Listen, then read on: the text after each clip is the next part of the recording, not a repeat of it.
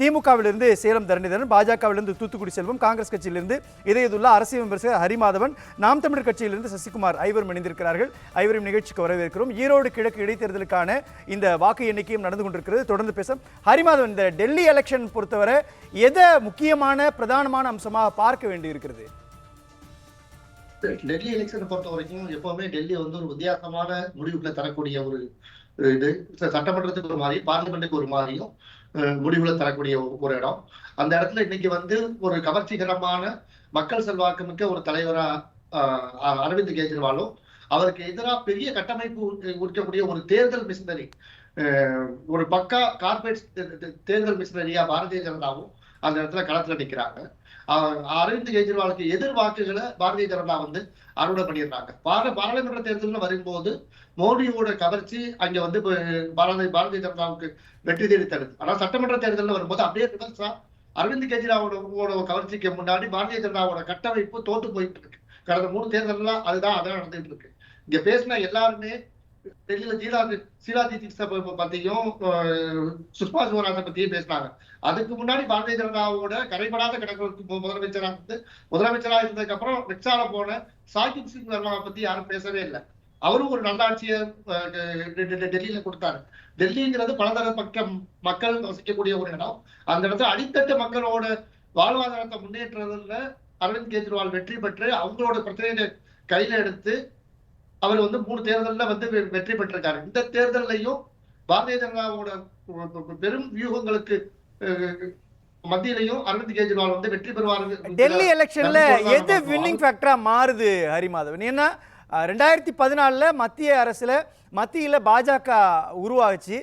அரவிந்த் கெஜ்ரிவாலினுடைய செல்வாக்கோடு ஒப்பிடுறப்போ அந்த காலகட்டத்தில் 2014 நரேந்திர மோடி அலை ரொம்ப பெருசாக வீசிச்சுன்னு சொல்லும்பொழுது கூட 2015 மீண்டும் டெல்லியை வந்து பாஜக கைப்பற்றும்னு சொன்னாங்க.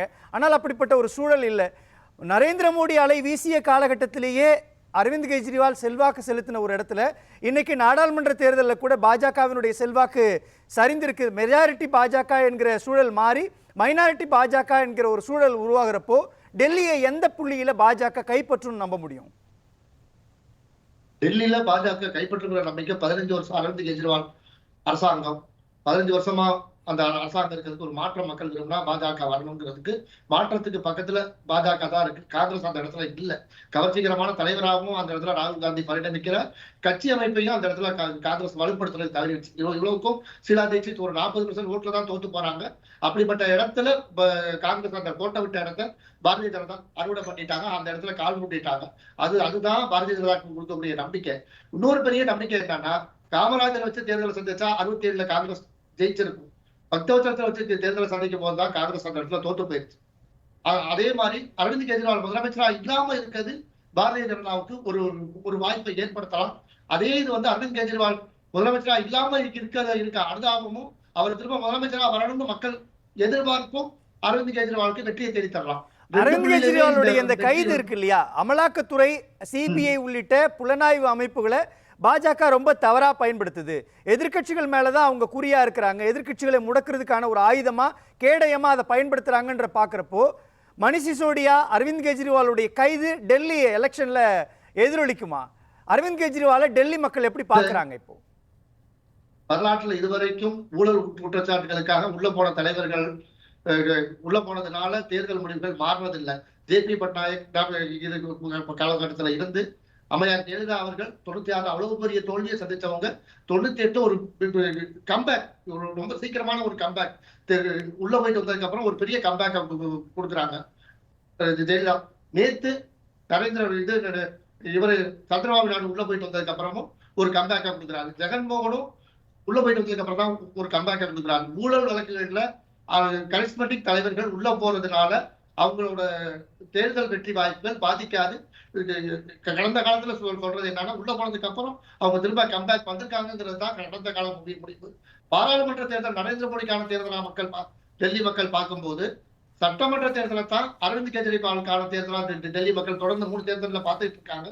அதன் அடிப்படையில இந்த அவருக்கு ஊழல் வழக்கு வழக்குகளில் கைது செய்யப்பட்டு உள்ள போயிட்டு வந்தது வந்து அவருக்கு சாதகமா தான் இருக்கும். அவருக்கு பின்னடைவா இருக்கக்கூடிய விஷயம், அவர் முதலமைச்சரா இல்லாம இன்னொருத்தர் முதலமைச்சரா இருக்கிறதுலாம் அந்த இடத்துல வந்து பிரச்சனையா இருக்கு.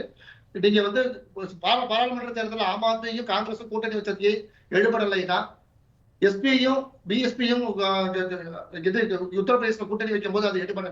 ஆனா பிஎஸ்பி விட்டுட்டு எஸ்பி மட்டும் தனியா போட்டிடும் போது பிஜேபிக்கு தனியா ஆரம்பிக்கிறாங்க. அதே மாதிரி காங்கிரஸ் பிஜேபி வேணாங்கிற வாக்கு தான் ஆம் ஆத்மியோட வாக்கு. அந்த வாக்குகளை ஆம் ஆத்மி அறுவடை பண்றதுக்கு ஆம் ஆத்மி தனியா நிற்கும் போதுதான் வாய்ப்புகள் ஏற்படணும். இந்த இடத்துல காங்கிரஸ் எந்த அளவுக்கு வளர்றாங்களோ அவங்களோட வளர்ச்சி பிஜேபியை வந்து வீழ்த்தும். காங்கிரஸ் வளராத வரைக்கும், அந்த டெல்லியில காங்கிரஸ் வாக்குகள் அதிகரிக்காத வரைக்கும் பிஜேபியோட வெற்றி கோட்டுக்கு பக்கத்துல பிஜேபி வர்றதை வந்து தடுக்க முடியாது. ஹரிமாதவன், நீங்கள் சொன்ன மாதிரி பிஜேபி வர்றதை தடுக்க முடியாது அப்படின்றப்போ தற்பொழுது கிடைத்திருக்கக்கூடிய செய்தி அடிப்படையில் பார்க்கிறப்போ 70 சட்டமன்ற தொகுதிகள் கொண்ட டெல்லியில் பெரும்பான்மைக்கு தேவையான 36 இடங்களில் பாஜக முன்னிலையில் இருக்கு அப்படின்ற ஒரு கள நிலவரம் நமக்கு கிடைக்குது. ஏறக்குறைய 2015 நடந்த அந்த சட்டமன்ற தேர்தலில் 67 இடங்களில் ஆம் ஆத்மி வெற்றி பெற்றது. 2020 நடந்த தேர்தலில் 62 இடங்களில் வெற்றி பெற்றது. 70 தொகுதிகள் கொண்ட இந்த டெல்லி சட்டமன்ற தொகுதியில் தற்பொழுது 36 இடங்களில் பாஜக முன்னிலை அப்படின்றது ரிசல்ட்டை ப்ரெடிக்ட் பண்ணக்கூடிய சூழல் உருவாயிடுச்சா? இல்ல, இது வந்து டெல்லி வந்து ஒரு பெரிய சட்டமன்ற தொகுதியில் கிடையாது. அது தண்ணியோட கார்பரேஷன் எலெக்ஷன் மாதிரி தான் டெல்லி சட்டமன்ற எலெக்ஷன் வந்து. இதுல வந்து டூ ஏர்லி டு ப்ரெடிக்ட். இந்த டயத்துல தேர்தலுக்கு அப்புறமும் தேர்தலுக்கு முன்னாடியும் சொல்லக்கூடியது வந்து பாஜக வாக்காளர்களை சேர்ந்திருக்காங்க. இந்த தகவல்கள் வந்து இது பாஜகவை கொஞ்சம் முன்னிலைக்கு கொண்டு வந்தாலும், எவ்வளவு தேர்தல் மிஷினரி எந்த அளவுக்கு வேலை பார்த்தாலும், ஒரு கரிஸ்மெட்டிக் மக்கள் செல்வாக்கு முழுக்க ஒரு லீடருக்கு முன்னாடி அந்த கட்டமைப்புகள் வேலை செய்யாதுங்கிறதுதான் கடந்த கால தேர்தலோட யதார்த்தம். அந்த யதார்த்தம் ஆம் ஆத்மிக்கு இந்த தடவையும் கை கொடுக்கறதுக்கான வாய்ப்புகள் இருக்கு. ஏன்னா ஆம் ஆத்மி ரொம்ப கீழே போயிடல. இன்னைக்கு ஏர்லி ட்ரெண்ட்லயே ஆம் ஆத்மிக்கு நெக் டு நெக்ல தான் நிக்கிறாங்க. ஆம் ஆத்மிக்கும் பிஜேபிக்கும் இது லீடிங் விஷயம் வந்து ரொம்ப ஆம் ஆத்மி கீழே போயிருந்ததுல இன்னொரு 1 மணி நேரம் கழிச்சு வரக்கூடிய முடிவுகள் தான் யார் வருவாங்கிறது. ஆனா கருத்து கணிப்புகள் மாதிரியே நெக் டு நெக் தான் அந்த ஏர்லி ட்ரெண்ட்ஸ் நமக்கு இன்னைக்கு வந்து பேசலாம். இந்த தேர்தல் பேசலாம். இது முதல் சுற்று பார்வையா நான் எடுத்துக்கிறேன். ஹரிமாதவன், நீங்க எப்படி பாக்குறீங்க? 2 ஃபேக்டரை இதுல பொன் வில்சன் முன்வைக்கிறாரு.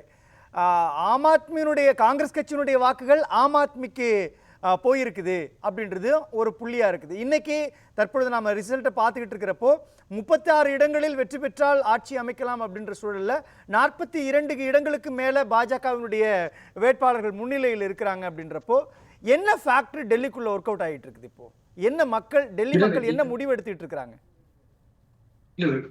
டெல்லி மக்கள் ஏற்கனவே நான் பேசுறது மாதிரி பிஜேபிங்கிறது ஒரு கட்டமைப்பு ரீதியா ஒரு வலுவான கட்சி. அந்த கட்டமைப்பை எதிர்கொள்றது அரவிந்த் கெஜ்ரிவால் எதிர்கொண்டிருக்காரு. அரவிந்த் கெஜ்ரிவால் முதலமைச்சர் இல்லாம எதிர்கொண்டதுதான் அவருக்கு கிடைச்ச பின்னடைவு. இது வந்து ஏற்கனவே காங்கிரஸ்க்கு இது பொருந்தும். மன்மோகன் சிங் 10 வருஷம் முதலமைச்சர் இது பிரதமராக பதில் சோனியா காந்தியோ ராகுல் காந்தியோ பிரதமராக இருந்திருந்தா காங்கிரஸ் திரும்ப ரீகெயின் பண்ணிருக்கலாம். காமராஜர் முதலமைச்சராக இருந்து 10 வருஷம் இல்லாம இருந்திருந்தா காங்கிரஸ் ரீகெயின் பண்ணிருக்கலாம். அதே மாதிரி தான் அரவிந்த் கெஜ்ரிவால் இல்ல, அந்த ரிஸ்கை நீங்க சொல்ற காலகட்டத்துக்குள்ள போய் பாக்குறப்போ அது ஒரு பெரிய ரிஸ்கா இருந்துச்சு இல்ல?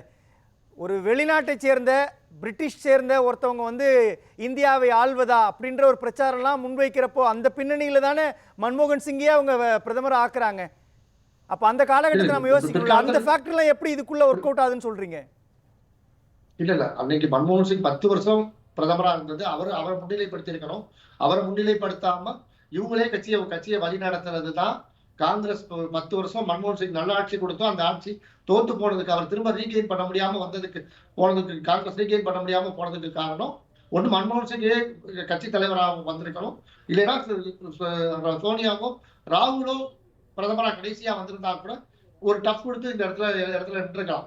அதே கட்டம் தான் இன்னைக்கு வந்து அரவிந்த் கெஜ்ரிவால் முதலமைச்சரா இல்லாம தேர்தலை சந்திக்கிறது தான் இந்த ஒரு. எனக்கு லாஜிக்காவே ஒரு புள்ளி புரியல ஹரிமாதன். நீங்க சொல்ற மாதிரி சோனியா காந்தியையோ அல்லது ராகுல் காந்தியோ முன்னிலைப்படுத்திருக்கணும் அப்படின்றீங்க. 2019 நாடாளுமன்ற தேர்தலில் ராகுல் காந்தி தானே முன்னிலைப்படுத்தப்பட்டார். பிரதமர் நரேந்திர மோடிக்கு எதிராக ராகுல் காந்தி தானே பேசப்பட்டார். ஆனா காங்கிரஸ் கட்சி பின்னடைவை சந்திக்குது அப்படின்றப்போ லாஜிக்கா அது சரியில்லை தானே? இல்ல ஆட்சியில இருக்கும் போது அவரை முன்னிலைப்படுத்தி இருந்தா அவர் ரீகெயின் ஆயிருப்பார். ஆட்சியில இல்லாத போது எதிர்கட்சியா அவரை மட்டுமே வேலை எல்லாரும் விட்டுட்டு போயிட்டு அவரை மட்டுமே முன்னிலைப்படுத்தும் போது தான் அந்த இடத்துல வந்து காங்கிரஸ் தோத்து போயிருக்கு. அதுவும் 2019 தோத்து போனாலும் காங்கிரஸ் வந்து தோத்த இடங்கள்ல திரும்ப 2024 தோத்த இடங்கள்ல ஜெயிச்சிருக்கு, ஜெயிச்ச இடங்கள்ல தோத்து இருக்கு. அதே மாதிரிதான் பிஜேபி தோத்த இடத்துல ஜெயிச்சிருக்கு, ஜெயிச்ச இடத்துல தோத்து இருக்கு.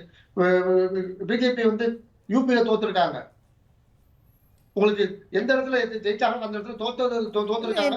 டெல்லி மக்கள் என்ன நினைக்கிறாங்க? நான் பொன்வெல்சன் கேட்கக்கூடிய அதே கேள்வியை நான் உங்கள்கிட்ட கேட்கிறேன். காங்கிரஸ் மீதான ஊழல் குற்றச்சாட்டு, ஊழல் விமர்சனம் அவங்கள ஆட்சியிலிருந்து அகற்றி ஆம் ஆத்மிக்கு கொடுத்துச்சு. மதுபான கொள்கை முறைகேடு ஊழல் உள்ளிட்ட பல ஊழல் விவகாரத்தில் அரவிந்த் கெஜ்ரிவாலுக்கு ஒரு பெரிய பின்னடைவை இந்த தேர்தலில் உருவாக்கி இருக்குதா? 2015, 2020 2 முறை தொடர்ச்சியாக அவங்க களத்தை வச்சிருக்கிறாங்க.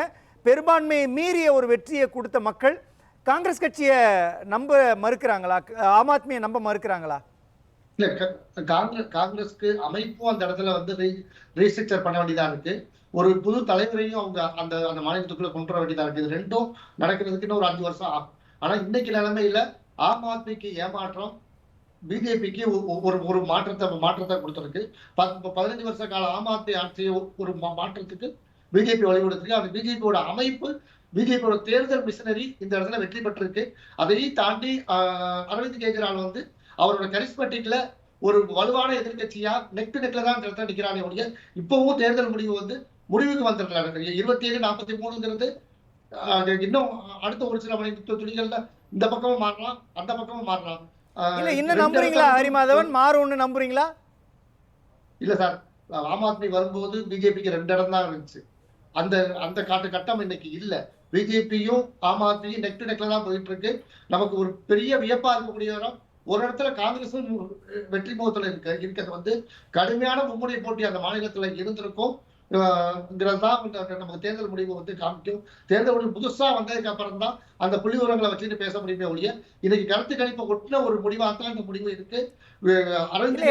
எனக்கு இயல்பாவே ஒரு இது புரியல ஹரிமாதன். எந்த புள்ளியில இன்னமும் ஆம் ஆத்மி அங்க கோலோச்சுன்னு நம்புறீங்க? இல்ல, அரவிந்த் கெஜ்ரிவாலுக்கு கரிஸ்மேட்டிக் விழுந்து போல, ஒரு கட்சி அமைப்பு விழுந்து போகலாம், ஈஸியா விழுந்து போகலாம். கரிஸ்மேட்டிக் ஒரே புள்ளியில விழுந்து போயிடும். ஆனா விழுந்து போகாம 27 இடங்கள்ல அவர் முன்னிலையில இருக்காரு. பிஜேபியோட கட்சி அமைப்புக்கும் அரவிந்த் கெஜ்ரிவாலோட கரிஸ்மேட்டிக்கும் தான் இந்த இடத்துல உள்ள போட்டி. இந்த ஒரு லீடரோட கரிஸ்மேட்டிக் மொத்தமா விழுந்து போகும்போது அந்த இடத்துல வந்து ஒரு இடத்துல கூட வர முடியாம, இல்ல 2 இடத்துலயோ, ஒரு இடத்துலயோ, 4 இடத்துலயோ வர்றதுக்கான வாய்ப்பா. இல்ல, நீங்க சொல்றபடி பார்த்தா ஒரு நெக் டு நெக் ஃபைட் அப்படின்ற களம் கூட இல்லையே அங்க. ஒரு நெக் டு நெக் ஃபைட்ன்றப்போ 43 sir, 27-43 neck to neck fight தானே சார்? 27-43 எப்படி நெக் டு நெக் ஃபைட் ஆகும்? பாதிக்கு பாதியா இருக்குது. இல்ல, பாதியா இருக்கிறதா நெக் டு நெக் ஃபைட். இல்ல, நான் கேக்குறேன். இல்ல, பெரும்பான்மையை நிரூபிக்க 36 இடங்கள் டெல்லி சட்டமன்றத்துக்கு தேவை அப்படின்றப்போ 36ல 2 பேரும் 36 இருக்கிறாங்க, அல்லது வந்து குறைஞ்சபட்சம் 36ல பாஜக இருக்குது, 30ல ஆம் ஆத்மி இருக்குது அப்படின்னு பார்த்தா கூட அது நெக் டு நெக் ஃபைட்னு சொல்லலாம். 42 எங்க இருக்கு, 27 எங்க இருக்குன்றப்போ அது எப்படி நெக் டு நெக் ஃபைட் ஆக முடியும்? இல்ல சார், 3வது பிளேயர் ஏறி வந்திருந்தா தானே அந்த மாதிரி வர்றதுக்கு. 3வது பிளேயர் ஒரு சீட்டை தாண்டி அடுத்த இடத்துல வரலைங்கிற போது இந்த இடத்துல ஆம் ஆத்மி ஒரு சீட் 2 சீட்ல தான் ஜெயிக்கிறாங்க, முன்னிலை பெற்றிருக்காங்கன்னா தான் அது வந்து ஆம் ஆத்மிக்கு பெரிய தோல்வியா இருக்க முடியும். அவங்களும் 26-27 இடங்கள்ல முன்னிலையில இருக்கும் போது காலையில இருந்து பின்தங்கிய நிலைமையில இருந்த அரவிந்த் கெஜ்ரிவாலும் முதலமைச்சர் கூட இப்ப வந்து முன்னிலைக்கு வராங்கிற போது அரவிந்த் கெஜ்ரிவாலோட இமேஜ் ஒட்டுமொத்தமா விழுந்து போகல. அந்த இமேஜ் இன்னும் காப்பாற்றப்பட்டிருக்கு. பிஜேபியோட எலெக்ஷன் மிஷனரி இந்த இடத்துல ஜெயிச்சிருக்குங்கிறதா என்னோட பார்வை சார். பேசலாம்.